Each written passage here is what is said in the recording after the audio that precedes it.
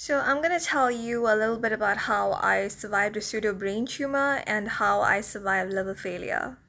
I don't know why I haven't made this video, but I think I said in the past that I'd make a video explaining, and I guess this is that video. So it started in my matric year. I started to get very sick. I started to get super depressed, hallucinating. I was also attending tuition almost every day. Unfortunately, I just couldn't retain information at all. Prior to this, in 2010, I was on medication for my acne on Roaccutane. So I do believe that medication did damage my liver. And I also believe that I already had a pretty much compromised liver, so I was on the border of just sickness. My diet at the time was pathetic. I was having um, a bunch of I would eat pies and burgers and fast foods because it was my matric year. My mom was a single parent trying to get stuff for me. And I had parents that liked to spoil me, so my dad also got me all that sugar and stuff. It just wasn't good, and eventually it just started to feed that growth. So the first person that I would want to blame is actually me, because it's alarming that I could not pick up on the changes that were happening to my body and to my mind. It was my mother who picked up on a lot of abnormalities.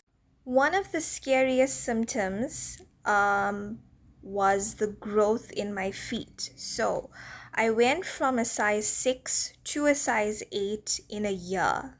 So I started off the year in a size 6 shoe at the beginning of matric, but by the end of matric, I was wearing a size 8 shoe.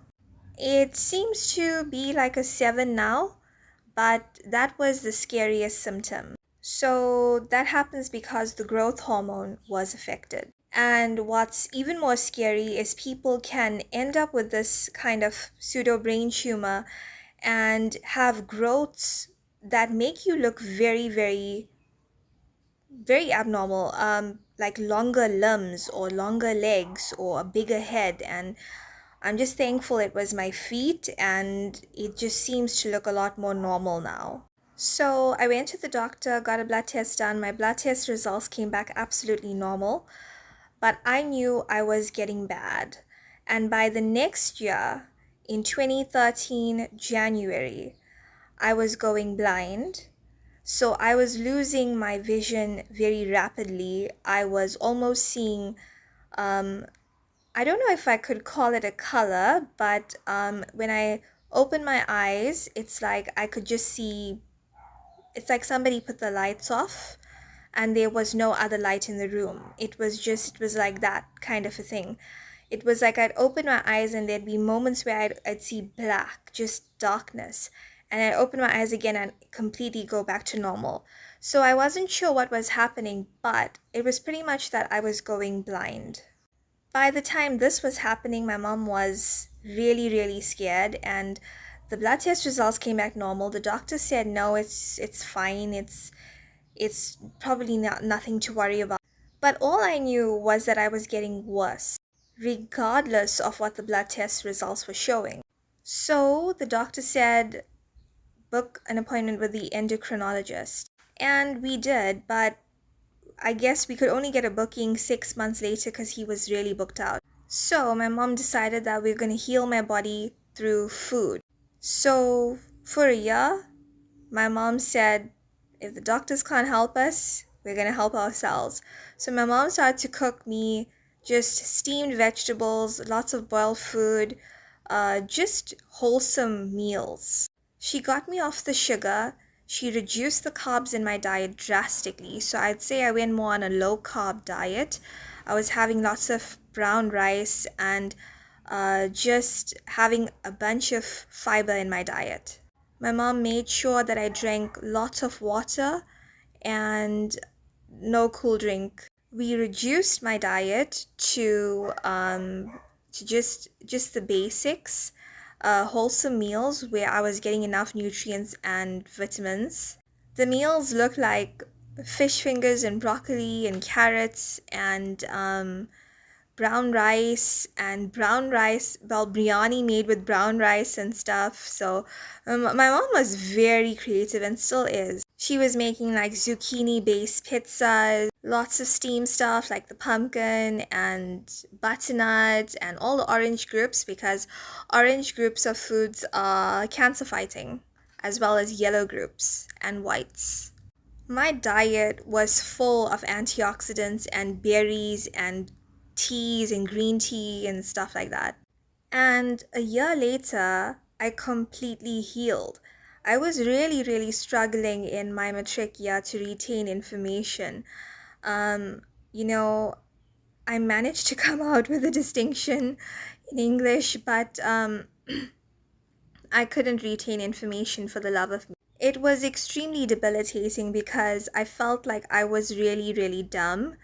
But the truth was that my brain was literally swelling. However, I went on into the following year, um, becoming one of the top students at college and gaining my international exam. I ended up doing, in fact, I think it was doing my mock international exam on the same day as going for my license, and I scored 90s in my exam and I got my license on the same day. So my brain the following year completely healed, and it was astounding. I felt like myself again. And that's just the power of food.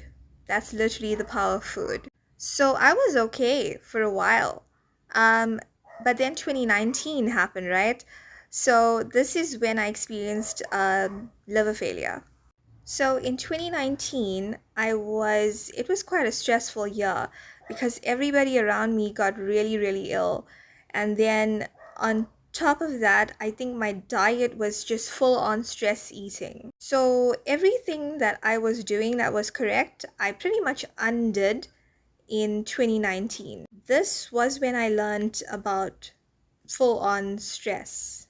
I clearly wasn't coping very well, and because of all the stress eating, I was literally waking up in the morning and eating a whole slab of chocolate.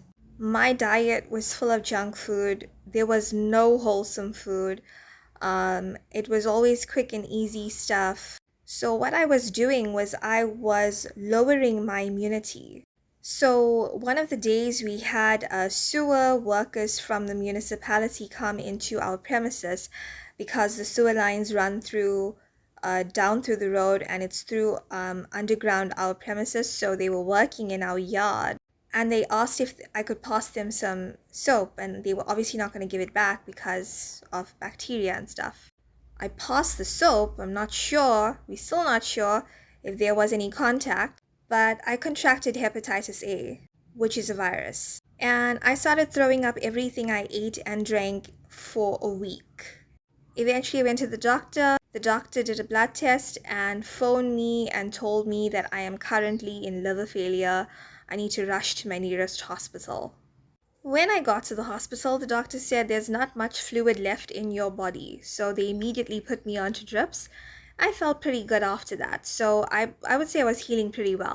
It was pretty serious as well because we had government officials come and investigate where the virus came from, so they were full on investigating in my home and stuff like that. What happened afterward, however, was I developed every gut issue known to man, and this started my journey on meal planning because I started to figure out and trace what was the root cause of my issues, fix them. And because I was doing that for myself, everybody else started to ask me questions, and I started to help more people. And I started to fix those issues like the insulin issue, the bloating issue, the acid reflux, parasites, body itching, like swelling, all of that. So I literally fixed everything through food. That's why I say if you're trying to heal yourself, go back to food. And that's why I specialize in meal planning now, because it worked for me and it will 100% work for you. So I hope that was informative and I hope that helped, and I finally did it. I finally told you my story.